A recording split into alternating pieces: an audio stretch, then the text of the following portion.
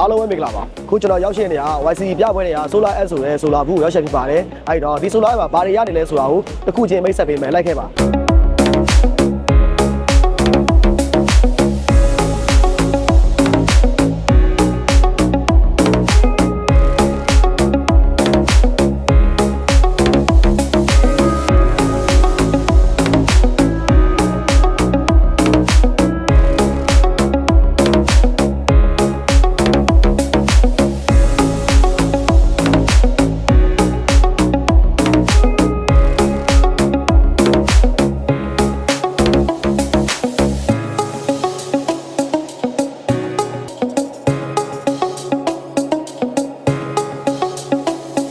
ဈေးကွက်ထဲမှာနာမည်ရှိပြီးသား brand တွေအမတ်ရဲ့ကောင်းတဲ့ quality ကောင်းတဲ့ brand တွေပဲရောင်းချပေးနေတာဖြစ်တဲ့အတွက်ဒီပစ္စည်းတွေရဲ့တစ်ခုချင်းရဲ့ quality မျိုးကျွန်တော်မိတ်ဆက်ပေးမယ်ဒီဘက်ချမ်းမှာဆိုလို့ရှိရင် Dynet battery တွေပြထားတယ်ပေါ့နော်ဒါဆိုလို့ရှိရင် Dynet မှာ installer တွေအကြိုက်အများဆုံး Dynet ရဲ့ power brick 280H သူ့ရဲ့ specification တွေရဲ့သူ့ရဲ့နောက်ပြီးတော့ထဲမှာရှိတဲ့ပုံစံတွေကိုပြင်ရိုက်ပြပေးမယ်ဒီဘက်မှာဆိုလို့ရှိရင် Dynet ရဲ့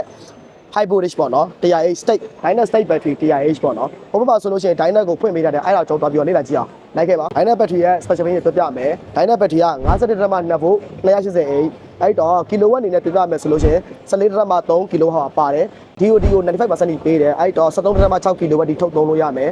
နောက်ပြီးလို့ရှိရင်သူ့ရဲ့ maximum charging discharging ampere ဆိုလို့ရှိရင် 200 ampere လောက်ပေးထားတယ် recommended charging discharging ဆို140ဒီပေးထားတယ် 0.5C ပေါ့နောက်ပြီးလို့ရှိရင် Dynet battery က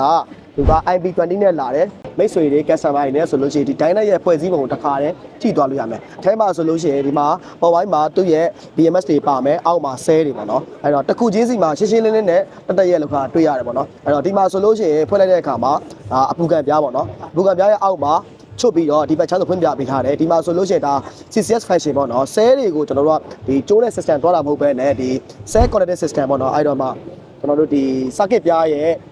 ဝါကျိုးပုံစံမျိုးနဲ့တွားထားတဲ့ CCS function တွေပါမယ်ဒါ Dynet ရဲ့ကိုယ်ပိုင်ထုတ်ထားတဲ့ circuit ပြားပေါ့နော်ဒီမှာဒါ LED screen ပေါ့အောက်မှာဆိုလို့ရှိရင် Dynet ရဲ့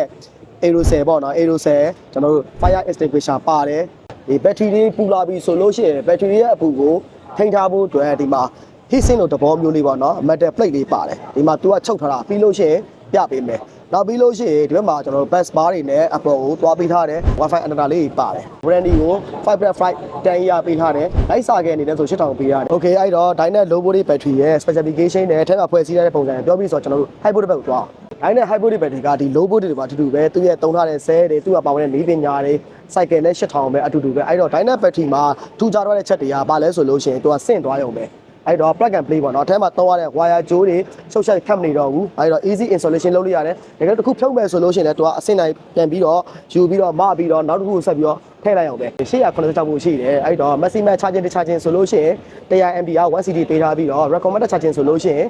0.5C ပေါ့နော်0.5C ဒီပေးသုံးထားတယ်တစ်လုံးချင်းစီတိုင်းမှာ fan လေးတွေပါပြီးသား fan module လေးတွေပါပြီးသားပေါ့နော်အဲ့တော့ဒီတက်လာမယ်ဆိုလို့ရှိရင်စိတ်ပူစရာမလို Dynet battery အကြောင်းရှင်းပြပြီးဆိုတော့ဒီ Solar S မှာဘာတွေရနေလဲဆိုတဲ့တခြား product တွေကိုကျွန်တော်ရှင်းပြပေးမယ်လိုက်ခဲ့ပါအဲ့တော့ Solar ထဲမှာဆိုလို့ရှိရင်J 635ဝက်ရှိမယ်ဂျင်ကိုထဲမှာဆိုလို့ရှိရင်985 990 615ဝက်တွေရမယ် Solar mountain accessory မှာဆိုရင်ကျွန်တော်တို့ဒီမှာ mountain ထဲမှာအရန်နာမည်ကြီးတဲ့ Anatras ရမယ်ပေါ့နော်အဲ့တော့သူ့မှာကဒီကလစ်တွေပေါ့နော် Michelin Anglan တွေဒီခေါင်းမို့ကုတ်တဲ့ကလစ်တွေအမျိုးစုံရှိတယ် Solar cable ဆိုလို့ရှိရင်လည်းဒီကdouble layer ပေါ့နော် layer နှစ်ထပ်ရှိတယ်ပြီးလို့ရှိရင်သူ့မှာတုံးထားတဲ့ကျိုးရဲ့ဒီကျင်းနှန်းဆိုလို့ရှိရင်လည်းလက်စီရကောင်းအောင်လို့သူကနေပြီးတော့ဒီကုတ်တင်တွေကုတ်ထားတယ်ဒီကုန်းတစ်ချုပ်ပြောမယ်ဆိုလို့ရှိရင် Solar App မှာရနေတဲ့ပစ္စည်းနဲ့မိတ်ဆက်ခဲ့ပြီးပြီအဲ့တော့ Solar App မှာ one stop service ယူနိုင်ဖြစ်ဖြစ် Solar ပစ္စည်းကိုတီးတန့်ဝယ်ချင်တာဖြစ်ဖြစ်ဆက်သွယ်တဲ့ဖုန်းနံပါတ်လေးက 09996686 56 962ကိုဆက်သွယ်မိမဲ့စုံစမ်းနေပါတယ်